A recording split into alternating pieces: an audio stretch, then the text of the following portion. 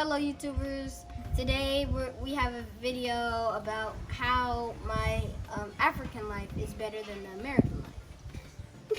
Okay. That's a pretty straightforward intro, because I know we have a lot of viewers here. Introduce you to King Mikey. He's been running his page, Diary of an African Child, for quite some time now. A month. Subscribe. Don't sleep on him, because he's going to be the biggest page on YouTube. Yeah. So let me It's been 2 months. It's been 2 months. So where y'all been? I'm gonna ask him the first question.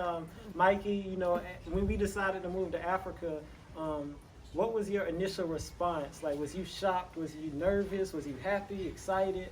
How did you feel when we told you, hey, we're gonna leave America and we're gonna live in Africa? I was on and off. Mm-hmm. So I was glad about the animals and stuff, but I was gonna miss my family. Right. Yes. But then you guys encouraged me and said you'll probably still have a good connection with them. Yeah. So, and yeah. And how did your friends respond? You know, like, of course you're gonna miss your family, but you had a lot of friends in America too. You still do. Yeah. But how did they respond when you first told them you were moving to Africa? Well, it's not a lot. Like 2% of my friends were happy. We're like That's a very small percentage. Yeah. The rest, like 98%. The rest 98%. They were okay with it. Yeah. And the ones who weren't happy, what kind of things would they say? They would say, are there any people in Africa?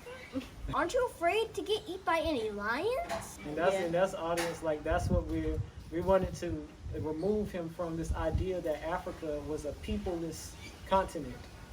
Because as we all know, every person came from Africa. The original human being originated in East Africa. And so this idea that Africa is just a place for giraffes and lions, although true, is a very big misrepresentation of what Africa is. So we wanted Mikey to have a kind of up close and personal view of Africa, so that he could evolve beyond that narrow perception of Africa. Yeah. So since you left America, I know the first place we went was Jamaica. How was Jamaica? How was Jamaica for you emotionally? It was great. Only besides the last Airbnb we stayed into, it was it was like an apartment. It wasn't filthy. It's just that it was like real small. It wasn't well decorated. It wasn't as nice as the first one that we stayed in. That place was nice. Like super nice. Tell them about like the mango trees and nature. Lala is the dog that I met. She is the nicest dog ever. Like she, if you hurt her feelings, you must have did something real bad. Right. And what did you like about Jamaica? Like when we were in that first Airbnb, what were some things that you did that you enjoyed? I used to like going outside, running with Lala. It was like I didn't have to ask.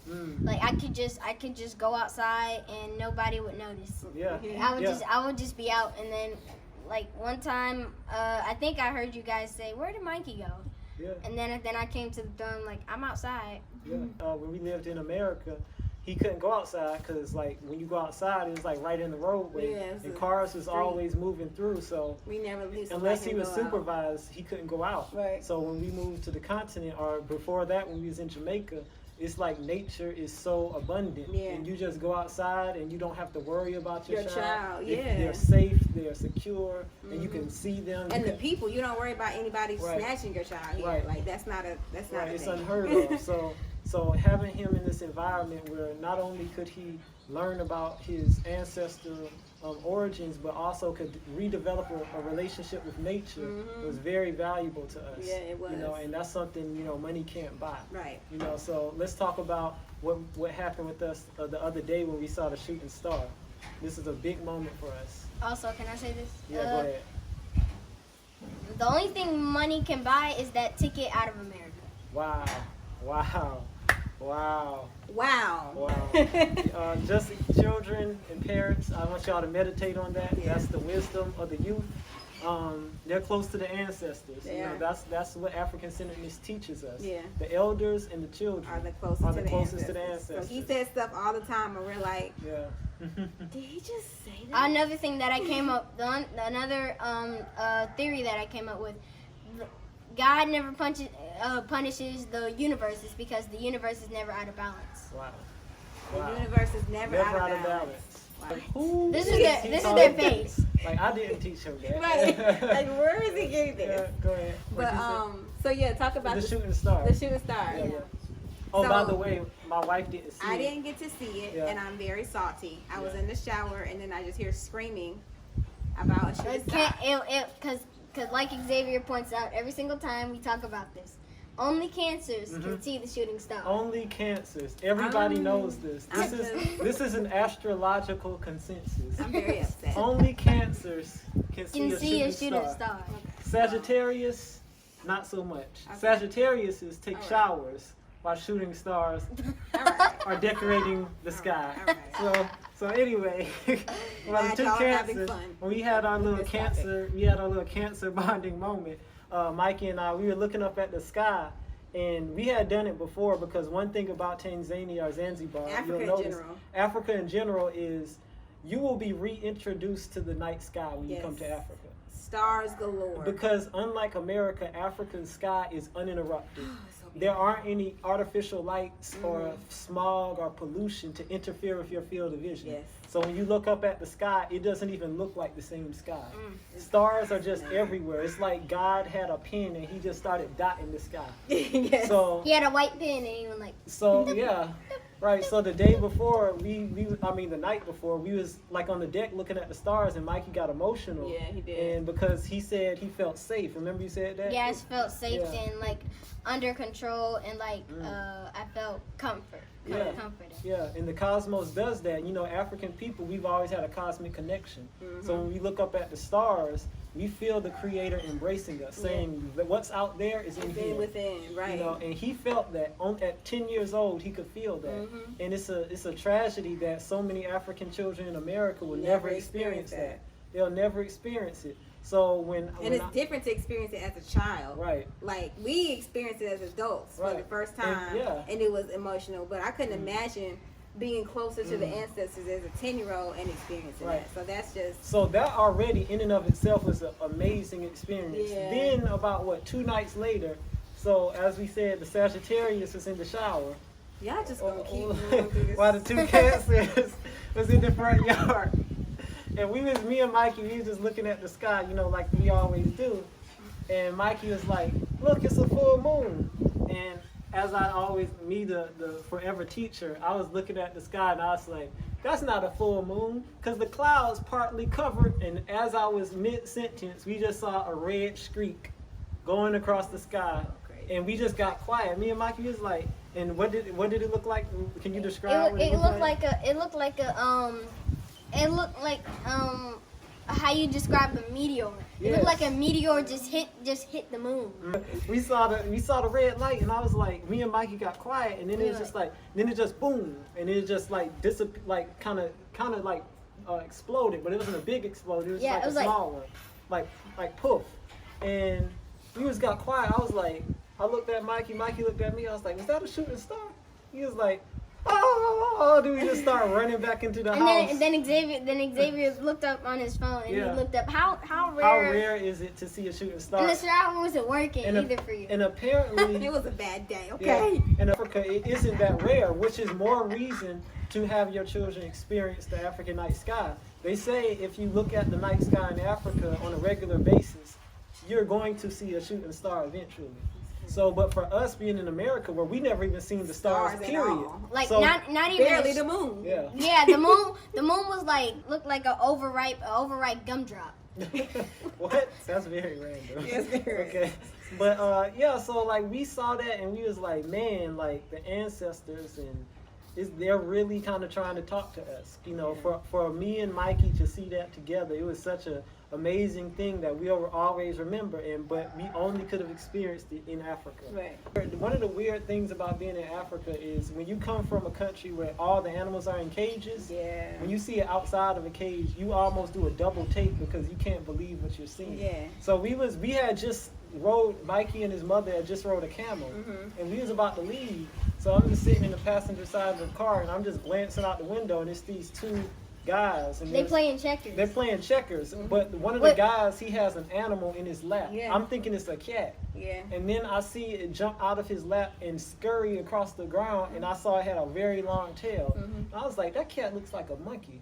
I was like, and then one of the guys in the car was like, oh yeah, they got a monkey. I was like, a monkey? And he was like, a monkey? And then we got out the car and we just started sprinting towards the monkey, and Mikey, he got a chance to hold it.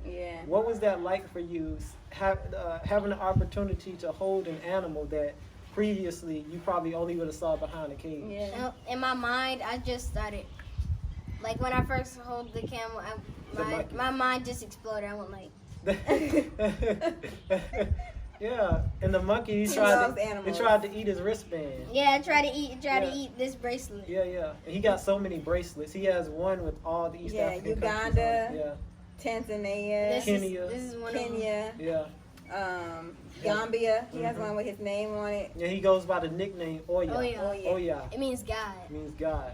So that was amazing. That was only the first time you saw a monkey. Then the second time you saw it, we was in the mangrove forest, or coming out of the mangrove forest. Yeah, that was in Josaniburg. Yeah, Josani Forest. Yeah, he has an excellent memory. I forgot the name of it. Josani Forest. Excellent memory. And what was it like the second time? Was it as fulfilling as the first?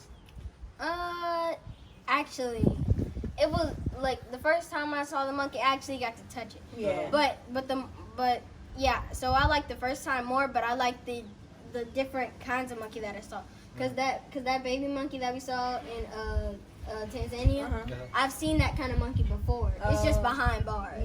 For some, and also another animal that I think you guys should see, but animal that I want to see really bad is a meerkat. I really want to see one of those. Children, if you really want to experience wildlife and not just look at it on cartoons or Animal Planet, this is the place to be. And really for us, we feel that having that relationship with not just natural world in terms of the plant life, but the animal life as well, it kind of deepens your appreciation of life. Because you see that God is working in every realm. He's working in the stars, he's working in the plants, he's working in the animals, he's working in the soil. Everywhere. So that's very essential for the healthy development of a child. And even when we go to Gambia, we plan on building a tree house. You want to talk to our audience about that? What kind of features you want on the tree house? So we're gonna have like a swing, a hammock, and we're gonna have like one of the trees. It's gonna have like one of the branches that's sticking up. We're gonna make a hole in the tree house, and it's gonna be looking like a chimney. So y'all can look at the stars and stuff. We get a telescope, and we can get like a platform. So we can have like a deck. Our own little observatory. To look at the stars. And when my friends come, we'll just go up there. So all of this is these are kind of experiences that you can't really buy with money. These are experiences that you only can have if you're on the continent. So if you really want to enrich the lives of your children beyond just the material things, then really consider, if you have the means, moving to Africa. Because not only is it good for adults, it's good for children as well. We felt getting him out of the environment in America where black children are villainized and they're often kind of funneled into the criminal justice system unjustly. It extinguishes the flame that they have within them. They're so brilliant. So, African children are the smartest. They're natural geniuses. They are. And Mikey is a mathematician. No school, private, public, none of them, home in America is going to hone in on that brilliance of black children. Right. Africa is the place where they need to be. Right. And they need to be able to touch and learn and meet people who speak different languages and see black people and black women and how they treat their children and all those things are just completely different here. Like we see women with their kids and they're always with their kids. Their kids aren't like running off. They're like on them and they're observing them and they're like attentive. Yeah. So Mikey, if you could leave any lasting words for your audience. And please eat healthier, guys. Stop eating some pizza and stop binge watching Netflix. Please eat healthier. Please do it for me. That's okay. That's your message to the adults and the children. And do you have anything to share with the audience? Yeah, I guess the only thing I would have to say is for parents out there who are still on the fence about taking their children out of America, like if you really value your children and you really study what's going on in America, like it's a no-brainer. And don't be discouraged about what your children say. Like you want to value your child's opinion and you want them to, be happy with your decisions, but you can't let that be a deterrent for you putting them in a healthier environment. Because if we would have just went off of what Mikey wanted, we could very well still be in America. And I think that now that he's here, he understands more. And you can put into this if you want. He understands more why we made the decision to come here. I think before we actually got here, it was kind of like he didn't really understand. He was kind of like on the fence. Sometimes he was okay, sometimes he wasn't. But when we got here and he could see the difference of living, he can feel it and he can see other people and he can smell the air and he can look up at the stars, like all these things now that he can compare to where he came from. Now it's like he's not looking to go back. He understands that we made the decision for him and not just a selfish thing that we wanted to do. Right. As my wife stated, we must learn to understand that without the children being healthy, the nation is not healthy. They can't be. Because they're the future leaders of the nation. Right. So we have to begin pouring into our children, and as men especially, we have to begin teaching our children. And that means taking the time with them to impart wisdom. Yes. Stop relying on teachers. Yeah. The parents are the first teachers. Yes. So we are the ones that should be teaching, and anybody else that we allow to teach our children should be coming from the same culture as us. Yes. And they should have the same values as us. We shouldn't be sending our children to school to learn from people outside of our culture. And they're going to teach them their culture and not your culture. Right. So that was another reason that we were like, we have to get him out, because us putting him in any school, even the homeschool in America, like unless it's an African center homeschool, it's going to be outside of his culture. Right. Family, we really appreciate you tuning in to Diary of an African Child.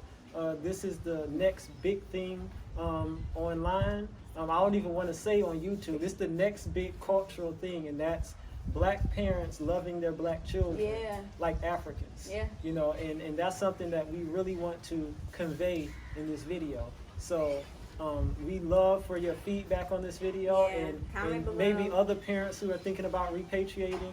How are your children handling it, and how are you dealing with that understandably delicate matter?